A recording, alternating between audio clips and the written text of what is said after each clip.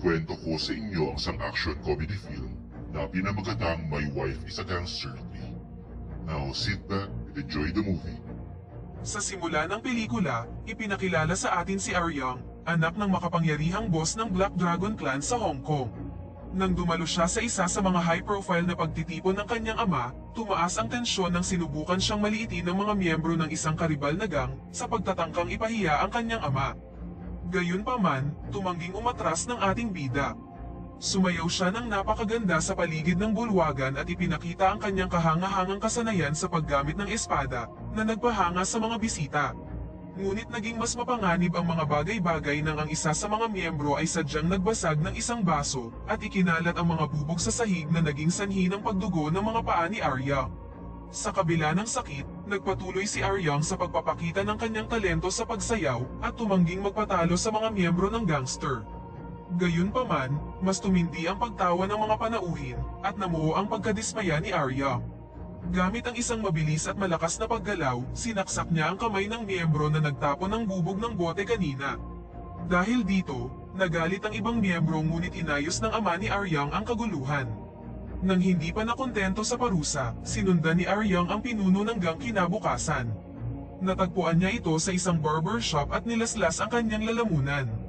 Pagkatapos ng libing ng namatay na miyembro ng gang, lumaki ang tensyon ng ang isa sa mga high-ranking na miyembro ay nangakong ipaghihiganti ang kanyang namatay na kasamahan sa pamamagitan ng pag-target kay Arya.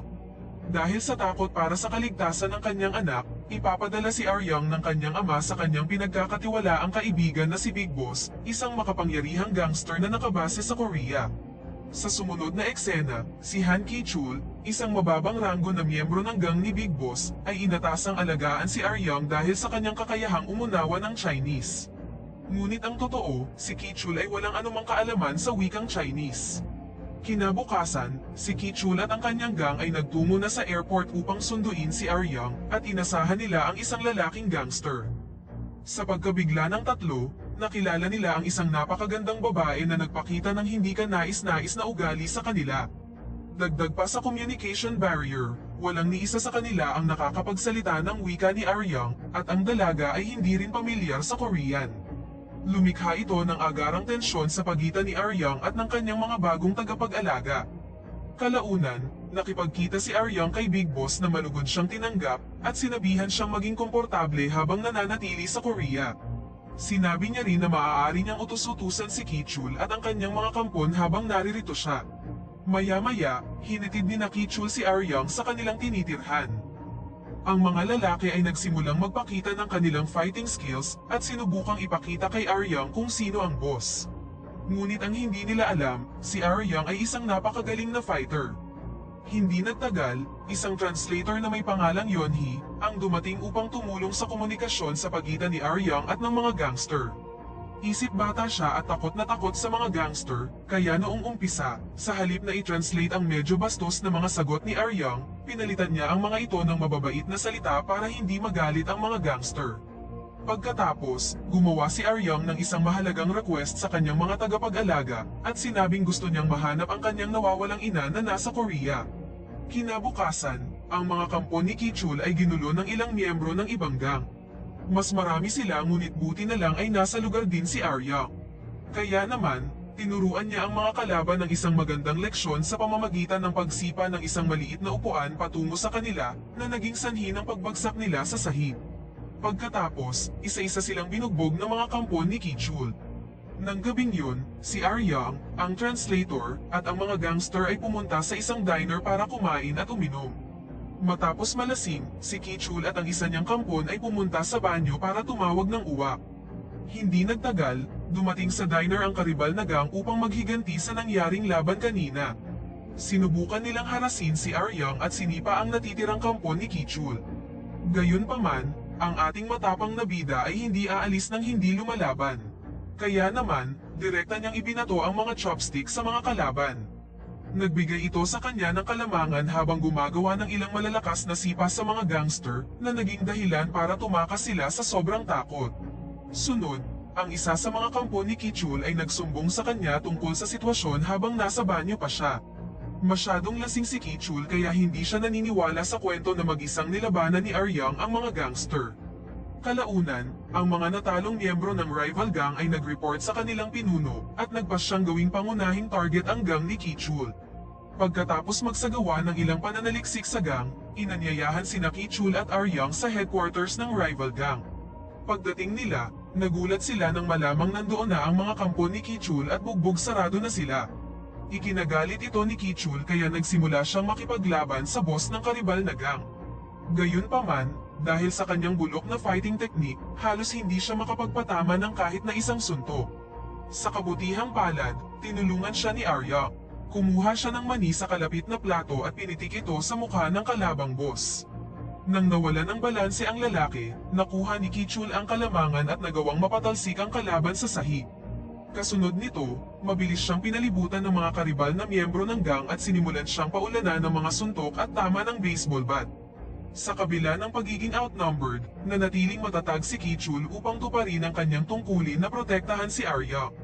Gayunpaman, sapat na ang mga nakita ng ating bida, kaya pinatabi niya si Kichul at inihanda ang sarili upang makipaglaban sa mga lalaking gangster. Bagamat sobrang dami nila, nagawa ni Aryang na makapagpatama ng ilang malalakas na sipa at napatumba ang mga kalaban sa loob lang ng ilang segundo.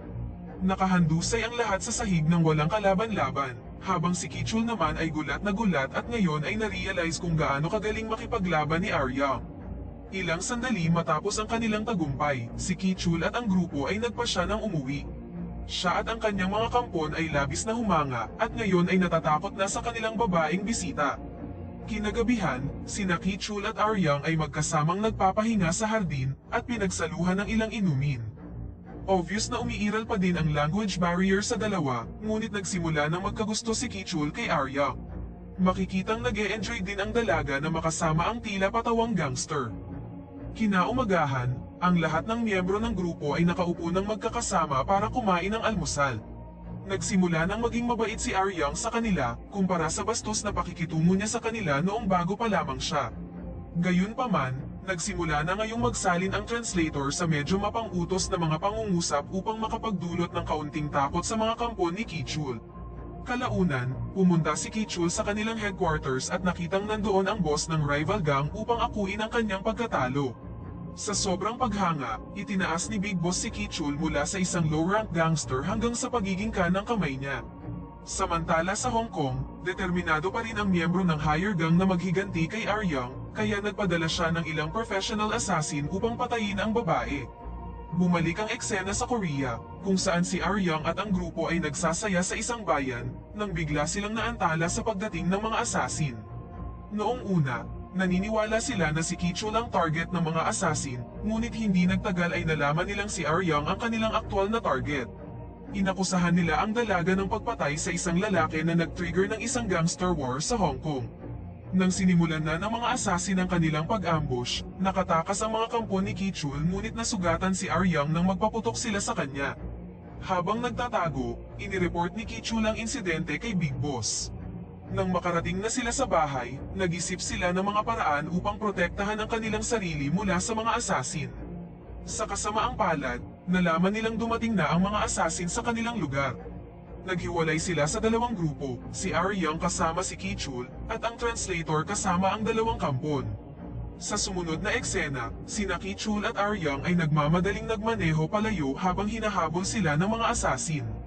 Sa kabutihang palad, nagawa nilang makatakas matapos makabangga ang van ng mga masasamang tao sa isang dumaraang truck. Kalaunan, nagpasya ang dalawa na magtago muna sa bahay ng pamilya ni Kichul. Naging magandang lugar ito para makapagpahinga sila ng kaunti at makalanghap ng sariwang hangin. Naniniwala ang mga magulang ni Kichul na si Aryang ay kanyang kasintahan at ibinigay sa kanya ang family necklace upang iregalo sa dalaga. Ang dalawa ay nagpalipas ng gabi sa bahay at walang pakialam sa kung anong naghihintay sa hinaharap. Gayunpaman sa Hong Kong, nabunyag na nasa panganib ang ama ni Aryang. Matapos makipagpulong sa isa sa mga higher levels ng gangster, biglang sumabog ang lugar, dahilan para masugatan siya ng husto.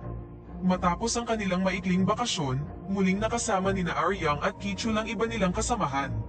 Saglit na lumabas si Aryang upang subukang tawagan ang kanyang ama, ngunit biglang nagpakita ang mga assassin sa malapit.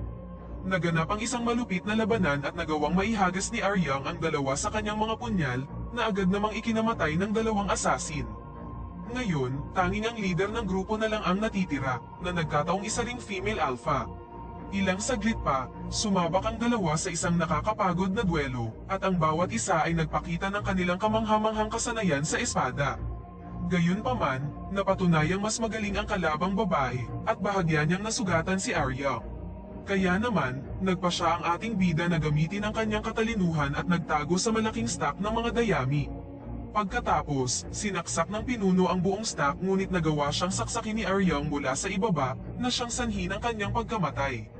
Matapos ang laban, sa wakas ay nalaman na ni Aryang ang address ng kanyang ina at nagmamadaling pumunta upang makipagkita sa kanya.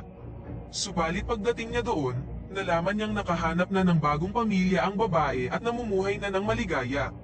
Kaya naman, lumuluhang umalis si Aryang nang hindi man lang nakikipag-usap sa kanyang ina. Pagkatapos nito, umalis na siya sa Korea sa kabila ng pag-amin ng nararamdaman ni Ki-chul sa kanya. Pagkarating sa Hong Kong, nakita niyang kritikal na ang kondisyon ng kanyang ama dahil sa matinding pinsala na dulot ng pagsabog kanina. Ilang sandali pa, namatay na siya matapos makita ang kanyang anak sa huling pagkakataon. Kinabukasan, biglang nagpakita si Ki-chul sa Hong Kong upang suportahan si Aryang. Pagkatapos, inalok niya sa kanya ang family necklace ng kanyang mga magulang at nakakuha ng isang halik bilang kapalit. Gayunpaman, determinado pa rin siyang maghiganti sa taong pumatay sa kanyang ama. Kaya sa sumunod na araw, binisita ni Aryang ang kasal ng taong responsable sa pagkamatay ng kanyang ama. Nagpanggap si Aryang bilang bride ng kasal upang mapalapit siya sa nasabing boss. Habang binibigyan ng blessing ang kanyang groom, biglang bumunot ng espada si Aryang at hiniwa ang gangster boss. Naganap ang isang malaking kaguluhan sa kasal habang inihahanda na ng mga rival gangster ang kanilang sarili upang atakihin si Aryang. Gayunpaman, bago pa nila mahuli ang dalaga, dumating si Ki-chul at ang kanyang mga alipores. Ngayong patas na ang laban, nagawang mapabagsak ni Aryang ang ilan sa mga gangster at naiwasan din ang lahat ng putok ng baril. Nang maramdaman ang panganib, tumakas na sa lugar ang rival boss at sinundan naman siya ni Arya. Subalit pagkaraan ng ilang sandali, napunta siya sa isang madilim na tunnel at napalibutan ng isang grupo ng mga kalaban.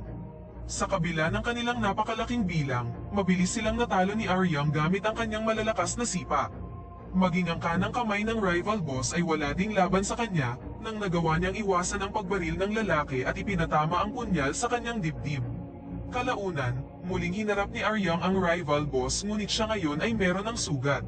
Sinubukan niyang makipagduelo sa lalaki gamit ang kanyang dalawang espada, ngunit ngumiti lang ang gangster sa kanya, binunot ang kanyang baril at pinaputukan siya. Nagpakawala ng isang masamang tawa ang gangster boss at itinutok ang kanyang baril sa ulo ni Aryang. Tila katapusan na ng ating bida ngunit sa sandaling yun, nagpakita si Ki-chul at inilayo ang atensyon ng lalaki mula kay Aryang. Dahil dito, binaril ng boss si Ki-chul sa balikat at nahulog siya sa mataas na gusali. Sa kabila ng kanyang kalungkutan, sinamantala ni Aryang ang pagkakataon para makalapit sa lalaki at naghatid ng isang nakamamatay na pag-atake sa kanya. Pagkatapos, ibinato niya ang kanyang punyal na tumusok sa dibdib at naging dahilan ng pagkahulog ng gangster boss sa gusali. Matapos ang kanyang tagumpay, sinubukan ni Aryang na hanapin si Ki-chul. Sa kabutihang palad, natuklasan niyang nakaligtas siya sa pagkakahulog at ligtas na bumagsak sa isang umaandar na truck ng basura. Sa sumunod na eksena, makikita natin si Aryang na opisyal ng pumalit bilang bagong boss ng Black Dragon.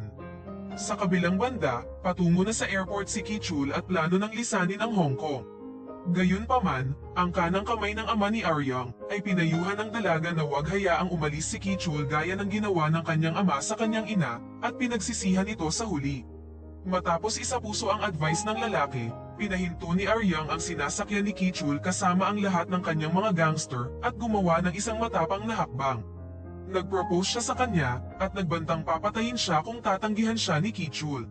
Sa katapusan, tinanggap na ni Ki-chul ang proposal ni Aryang, niyakap ang bawat isa sa gitna ng highway, at dito na nagtatapos ang pelikula.